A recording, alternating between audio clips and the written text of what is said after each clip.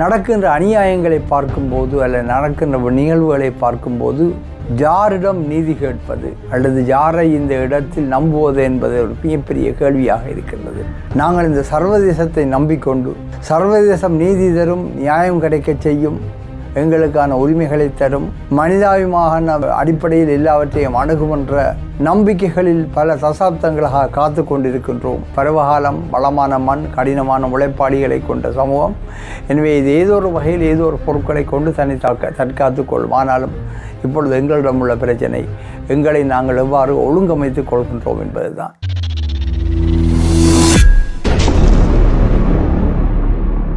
ஒன்று என்று உலகத்தில் என்று வியாபித்து கொண்டு செல்கின்ற இந்த ஈரான், இஸ்ரேல், அமெரிக்க யுத்தம் நீண்ட காலமாக எதிர்பார்த்த விடயம்தான்.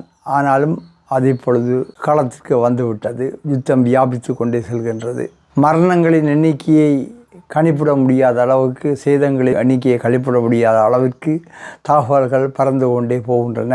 எது உண்மை எது பொய் என்று சொல்ல முடியாமலே இருக்கின்றது. தொழில்நுட்பம், குறிப்பாக செயற்கை நுண்ணறிவு, அது கூட இன்று யுத்தத்தில் ஒரு முக்கிய கருவியாக பங்களிக்கையை துவங்கிவிட்டிருக்கிறது. மிக ஆபத்தான கட்டத்தில் நாங்கள் இருக்கின்றோம். எனவே இப்பொழுது ஒரு யுத்தம் வக்கிரமான ஒரு நிலைமைக்கு வந்திருக்கின்றது. வக்கிரமான மனநிலையை வழிகாட்டுகின்ற யுத்தமாக, பழி வாங்குகின்ற யுத்தமாக, எதிரணியினரை எந்த அளவிற்கு அழிக்க முடியுமோ அந்த அளவிற்கு அழிக்க வேண்டும் என்று தீர்மானிக்கப்பட்ட யுத்தமாக முன்னெடுக்கப்படும் போது இங்கு மனிதாபிமானம் அல்லது ஏனைய பண்பாடுகள், அறங்கள் எதுவுமே பின்பற்றப்படுவதில்லை.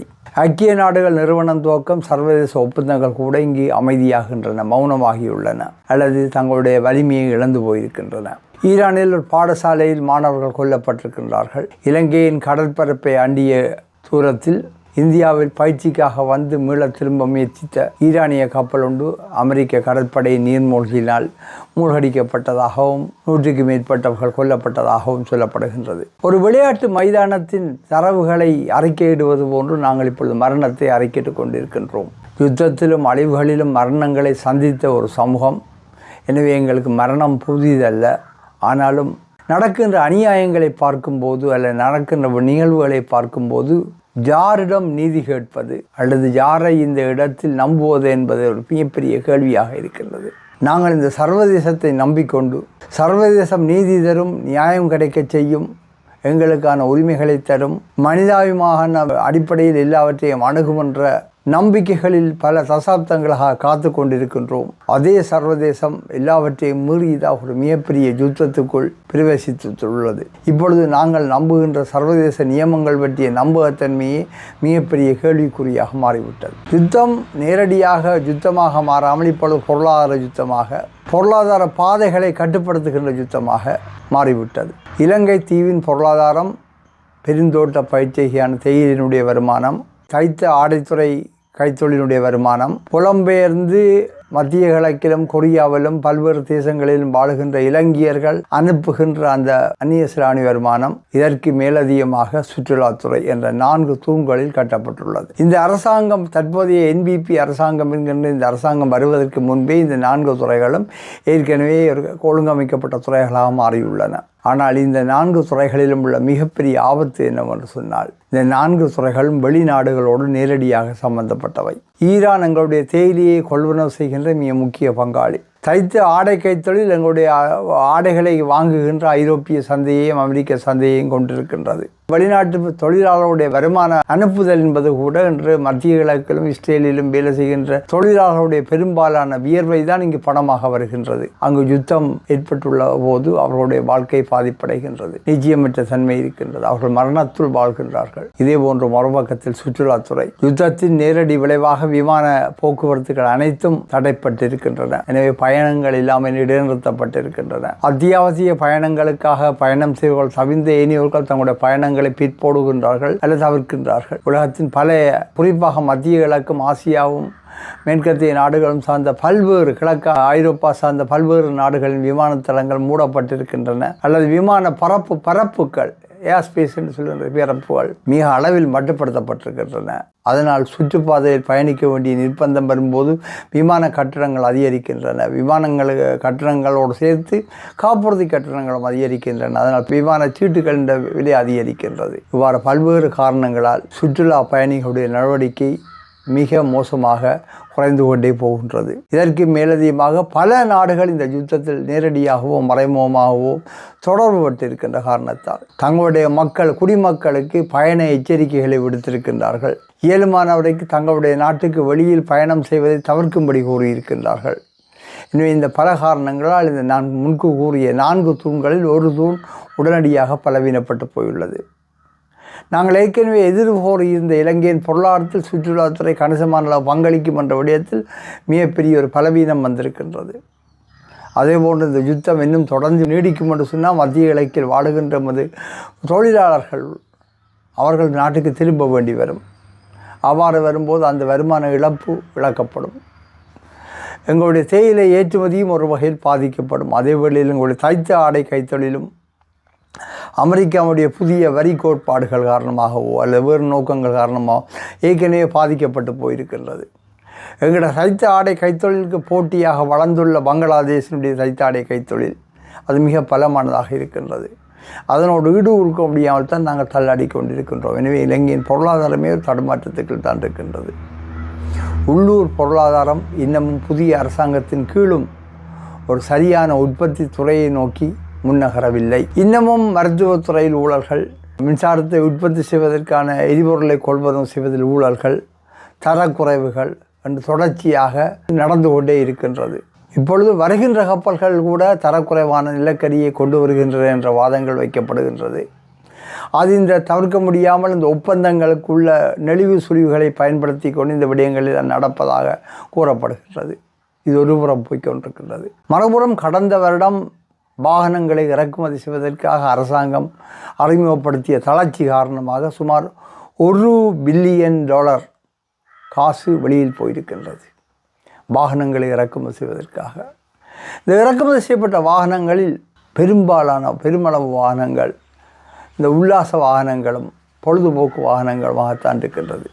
சாதாரண மக்களுக்கு அவர்கள் பாவிக்கின்ற எஸ்யூவி என்கின்ற அந்த வாகனங்கள் எல்லாம் அத்தியாவசிய வாகனங்களாக தெரியலாம். ஆனால் எங்களை பொறுத்தவரை பொது போக்குவரத்திற்கு, உற்பத்திக்கு, விவசாயத்திற்கு, அதுபோன்ற விடயங்களுக்காக பண்டங்கள் ஏற்றுமதி செய்வதற்கு, அவசரகால தேவைக்கு என அப்படியான விடயங்களுக்கான வாகனங்கள் தான் முதன்மையான அவசியமான வாகனங்கள்.